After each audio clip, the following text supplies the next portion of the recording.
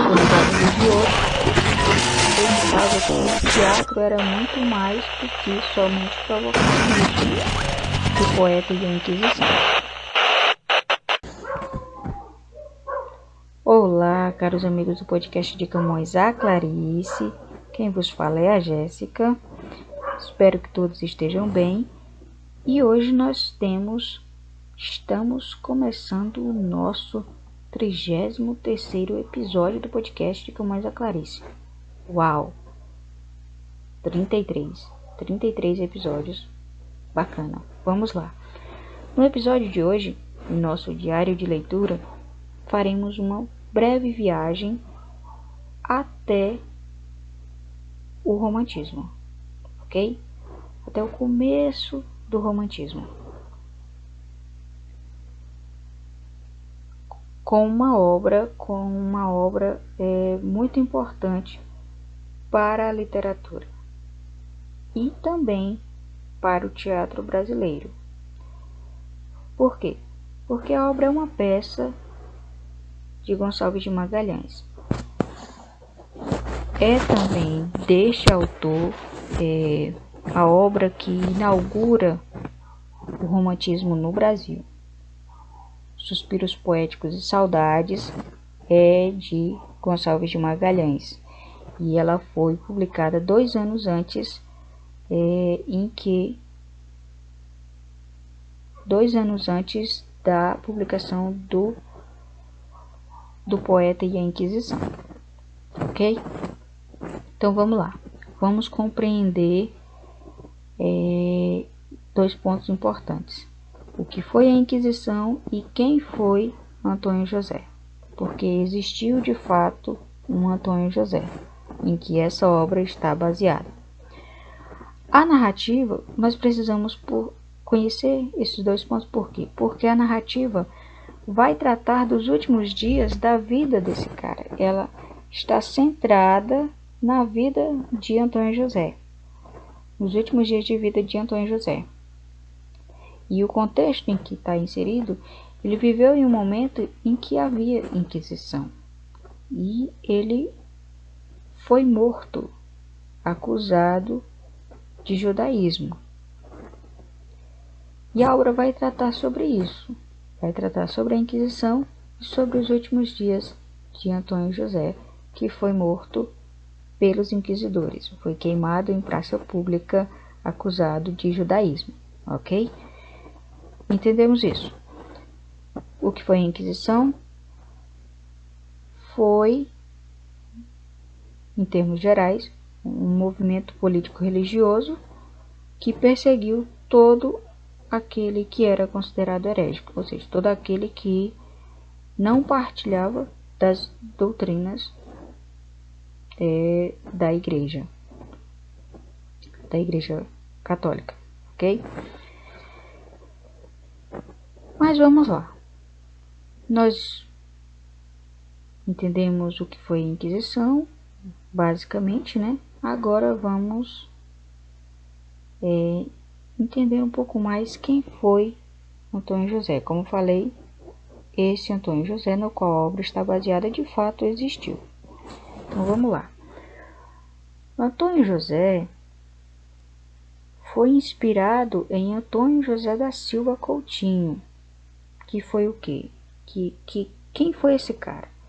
Ele foi um escritor e também dramaturgo luso-brasileiro. Ele nasceu no Brasil colônia e ele foi para Portugal, viveu em Portugal e faleceu em Portugal.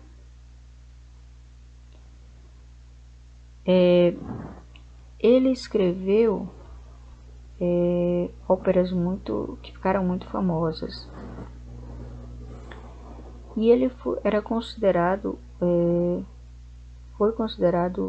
acusado de judaísmo e por isso que ele foi condenado à fogueira, ok?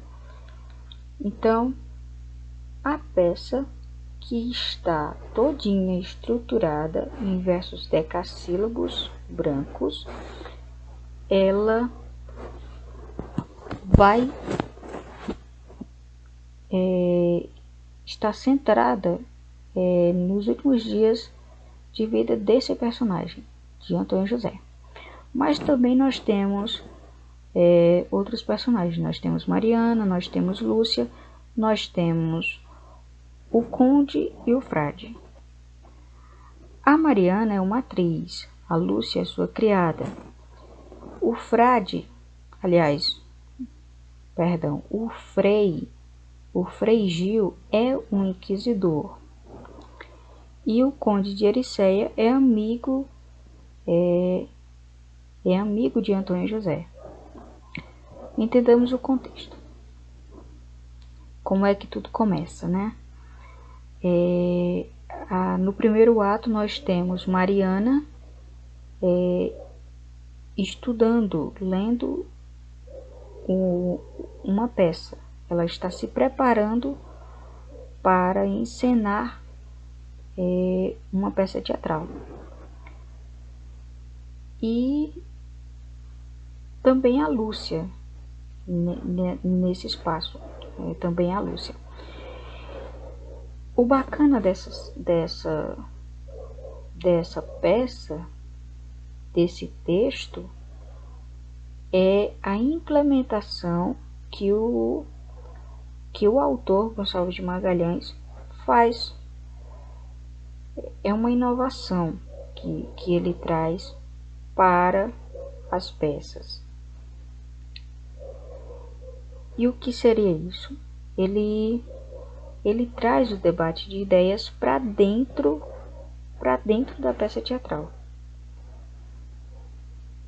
A gente está falando aqui de um contexto, estamos falando de uma peça que estava dentro de um contexto em que o teatro estava passando por um momento de desvalorização muito grande. E nesse primeiro ato nós já temos o primeiro debate, confronto de ideias. De um lado Mariana, que é a favor do teatro, e do outro Lúcia, sua criada, que representaria o pensamento do povo daquela época com relação ao teatro. Ou seja, o teatro não estava sendo bem visto naquele período. E Lúcia representa isso. E para embasar a sua posição com relação ao teatro, Lúcia faz uso até de Camões para dizer que escolher a vida artística não é um bom caminho, tendo em vista que os exemplos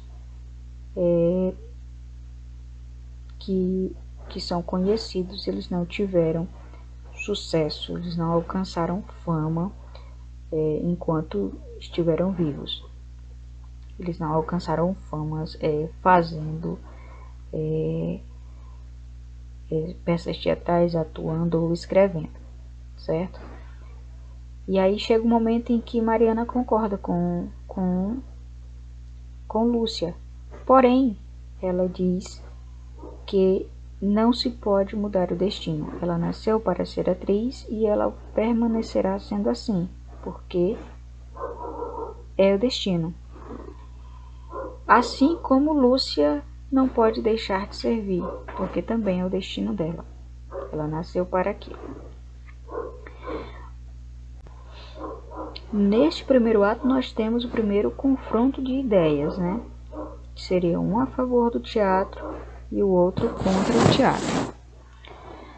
Nós também conhecemos Antônio José.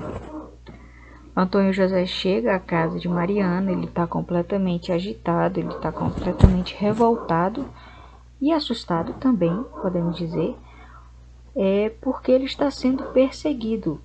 A Inquisição o está perseguindo. Por quê? Porque ele escreve dramas, porque ele escreve peças que não servem apenas para fazer o público rir. São peças que levam o povo a pensar.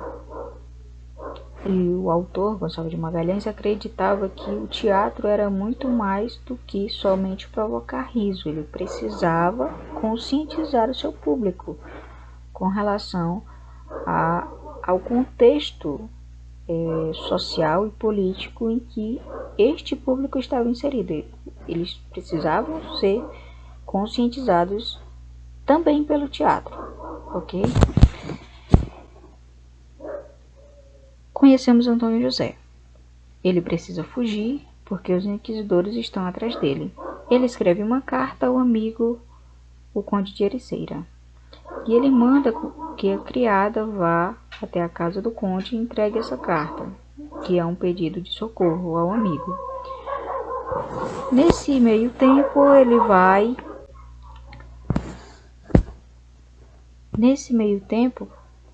em que a criada vai até a casa do conde, ele acaba por adormecer e ter pesadelos. Ele tem um pesadelo de que está sendo perseguido, de que ele foi traído.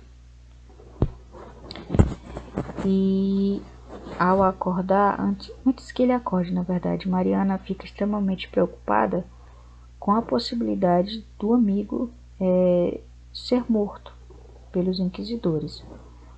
E ela clama pela vida dele, ela faz orações para que ele consiga escapar.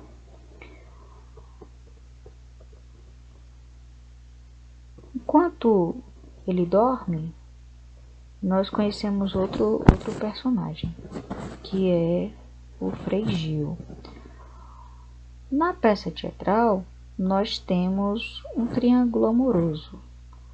É Mariana, Antônio José e o Frei Gil. O Frei Gil é apaixonado por Mariana. Mariana vê Antônio José como um amigo, como um tutor. E eles têm uma relação de amizade muito forte. O Frei, que tem um amor platônico por Mariana, descobre também essa amizade muito forte entre Mariana e Antônio José, e como Antônio José está sendo perseguido pelos inquisidores, ele teme pela vida de Mariana e ele vai até a casa dela pedir para que ela o entregue, para que ela salve a si. Mariana nega, é claro. Ela diz que não vai abandonar de maneira nenhuma o amigo, porque ele é inocente.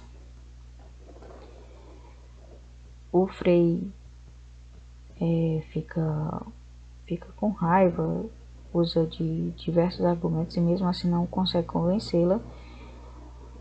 E ele insulta Antônio José de diversas maneiras.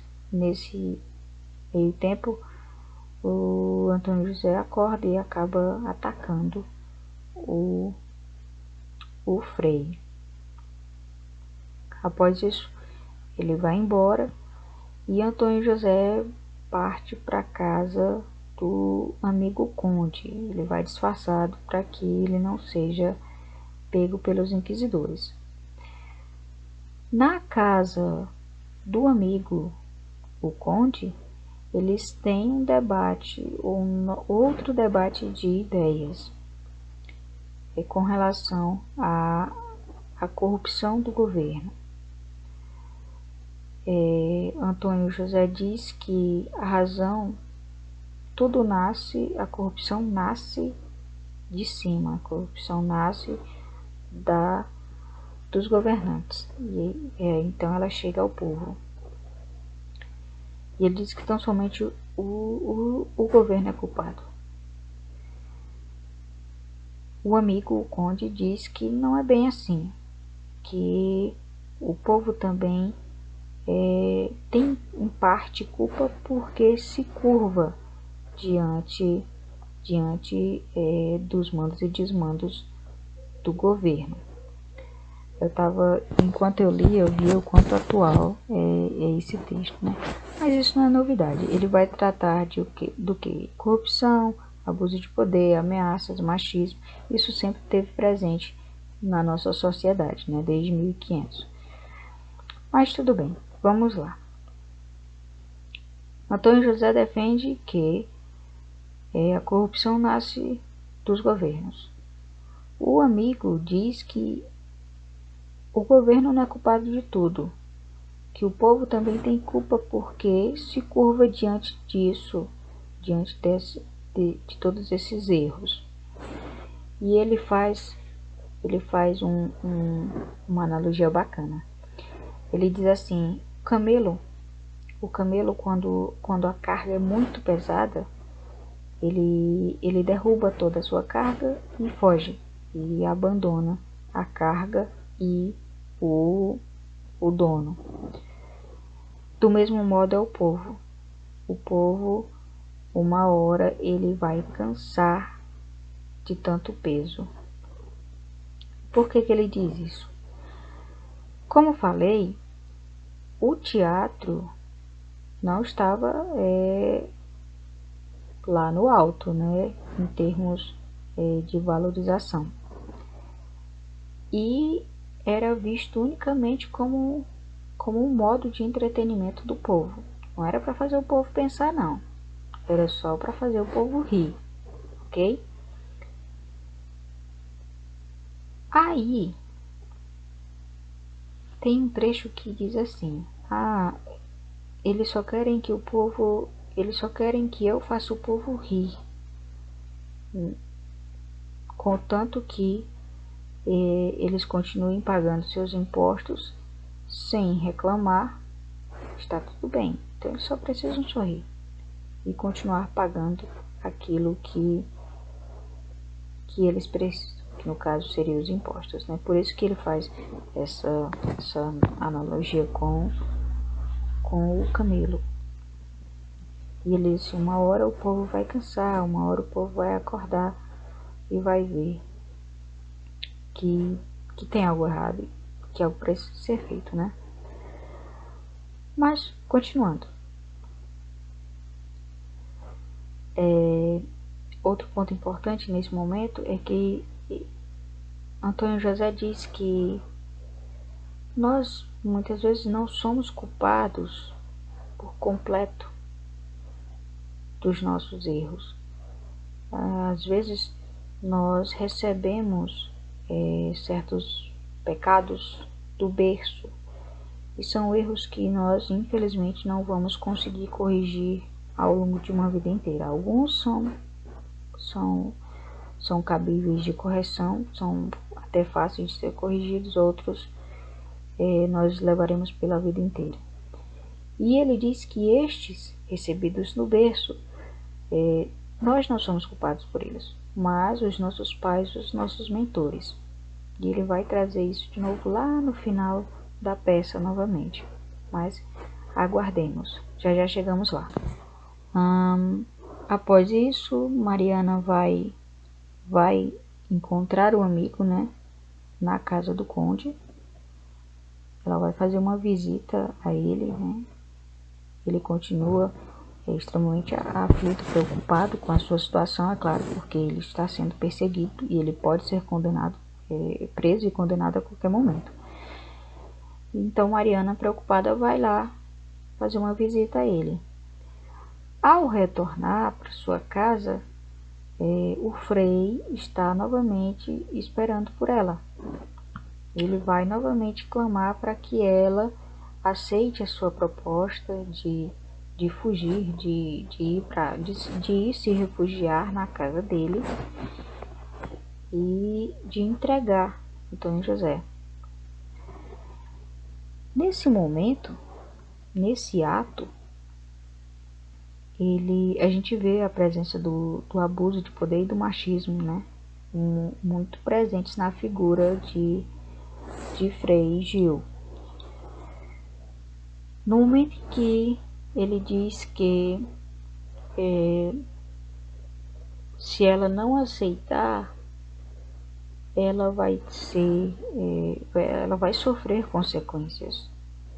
O fato dela não aceitar ir com ele gerará consequências que podem afetar não somente a ela, mas a alguém próximo a ela. Mariana fica extremamente apavorada com a ideia de que alguém, principalmente Antônio José, sofra com a sua decisão de não aceitar a proposta do Frei Gil, que aparentemente é apenas uma proposta de alguém que está preocupado em salvar a vida de uma pessoa que é inocente, ok? Mas vemos que não é bem isso. O Frei Gil é apaixonado por Mariana e ele vai fazer de todos, ele vai usar de todos os argumentos e de sua influência para convencê-la. Só que ele não consegue. E quando ele questiona ela quem era o homem que o tinha atacado no primeiro encontro, na primeira visita que ele fez a ela, e ela se nega veementemente a dizer, e ela diz que não sabe o nome, ele diz assim: a senhora recebe tantas visitas de cavalheiros assim que não consegue nem ao menos lembrar do nome deles? Olha isso. Mariana fica revoltada, é claro, fica indignada com o que ele diz. E quando ele toca no assunto de que o fato dela se negar pode fazer com que ela também vá pode fazer com que mais alguém sofra, Mariana clama pelo perdão do Frei, e o Frei imediatamente a perdoa e acaba se declarando para Mariana, né? E Mariana fica extremamente revoltada com essa tentativa de aproximação e com essa declaração que o Frei faz para ela. Ela então se rebela, não quer que ele chegue perto dela e eles acabam indo embora. Aliás, o Frei Gil acaba indo embora. O Frei Gil vai embora e Antônio José chega. Ele finalmente conseguiu um meio para sair do país. E ele não quer ir só. Ele quer levar Mariana. E ela diz que não pode, que ele deve salvar a si. E também a Lúcia, né? Ela diz assim: ninguém pensa na criada. Ninguém nunca pensa na criada. Por quê? Porque ela também poderia ser considerada uma herege por conviver, né, com Antônio José e com Mariana. Mariana não quer abandonar Lúcia e pede que Antônio José vá só. Só que Antônio, ele diz assim: a nossa amizade é tão forte, nos manteve juntos até aqui, não há por que não continuarmos juntos. E ele acaba se declarando para ela. Ela não rechaça. Só que, neste momento, o Frei retorna, eles ouvem barulhos, né, à porta, e o Frei havia retornado com os inquisidores. E Antônio José acaba sendo preso. Isso já ao final do 4º ato. Mariana acaba morrendo no final do 4º ato. O 5º ato, o 5º e último ato da peça, vai trazer, há um salto temporal, né, aqui, e o 5º ato vai trazer já os momentos finais de Antônio José. Ele está na masmorra, ele foi preso e ele está esperando, ele está aguardando a sua condenação. Neste quinto ato, nós temos um Antônio José diferente daquele que nos é apresentado inicialmente.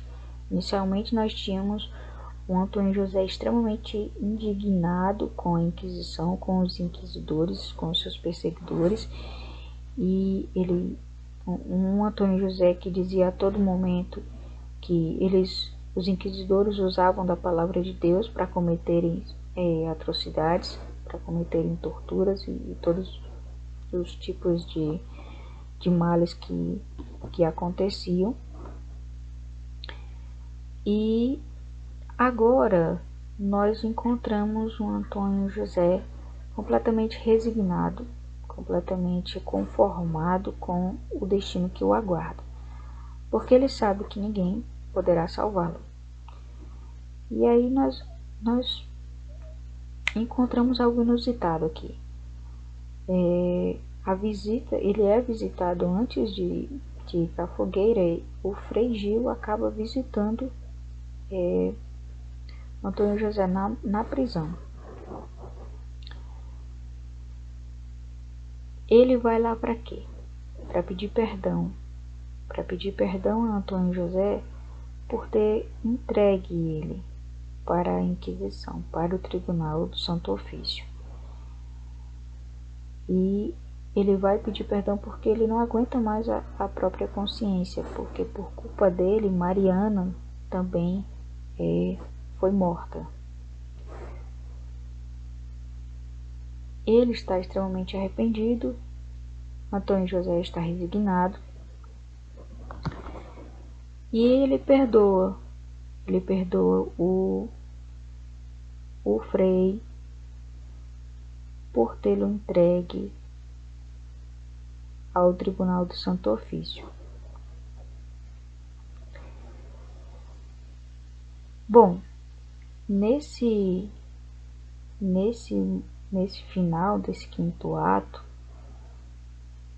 nós temos uma figura completamente diferente, como falei, uma figura completamente melancólica, a figura de resignação do Antônio José, né? Nós podemos ver no final do quinto ato. Ele diz assim: "Oh, felizmente, vou saudar o meu dia derradeiro de cima da fogueira. A dor da morte não me fará tremer. Neste momento sinto todo o vigor da mocidade girar em minhas veias. Deus enviou-me e de minhas misérias condoeu-se. Eu vítima vou ser no altar de fogo. Entre a fumaça de meu corpo em cinzas, minha alma se erguerá como um aroma." Olha que beleza. E esse trecho mostra exatamente a resignação, o estado de resignação em que Antônio José se encontra. Por quê? Porque não há como ele escapar do destino que o aguarda. É no quinto ato também que ele assume a sua culpa, entre aspas, né, por assim dizer. Ele é condenado pela Inquisição por judaísmo. E ele diz que, volto novamente ao que falei lá no início, né? Ele retoma isso aqui, de que muitas vezes nós somos culpados totalmente pelos nossos erros, mas os nossos mentores, os nossos pais, porque há erros, há pecados que trazemos do berço. Aí aqui, ao final, ele acaba se resignando com o seu destino e meio que assumindo que a sua origem também, a sua origem materna, há essa raiz, né? Há um viés, um pé no judaísmo.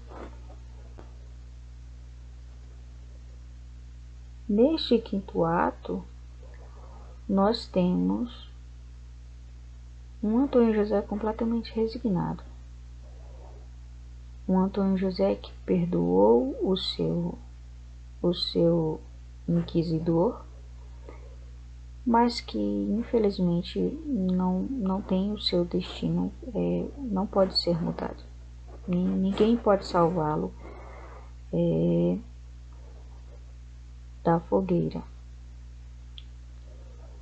E também nesse quinto ato ele descobre que Mariana de fato morreu e que ninguém, nenhum ente que ele se importava está mais vivo.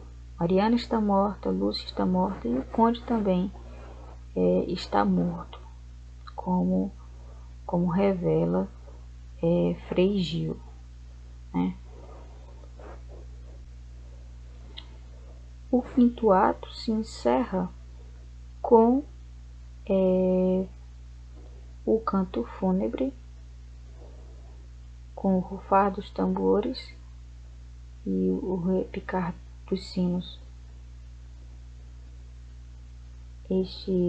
Este momento dá fim à tragédia de Gonçalves de Magalhães.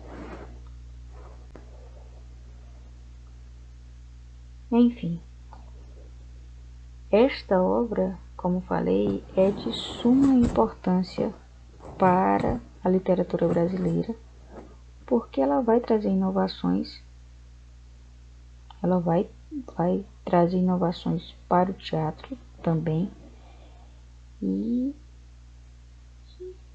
vai abordar questões importantes que valem a pena ser discutidas, que precisam ser debatidas, né?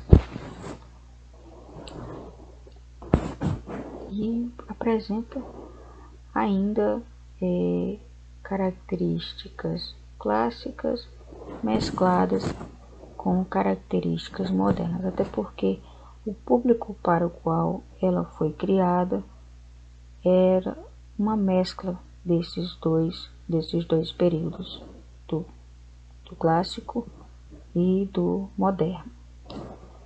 Bem, é isso, meus caros. Espero que tenha despertado o interesse de vocês pela obra O Poeta e a Inquisição. Vale muito a pena conhecer.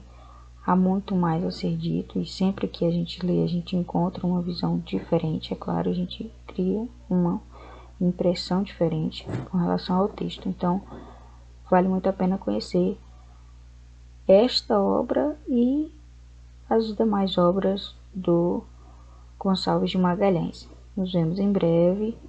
Nos veremos no próximo episódio do podcast de Camões da Clarice. Até lá, cuidem-se.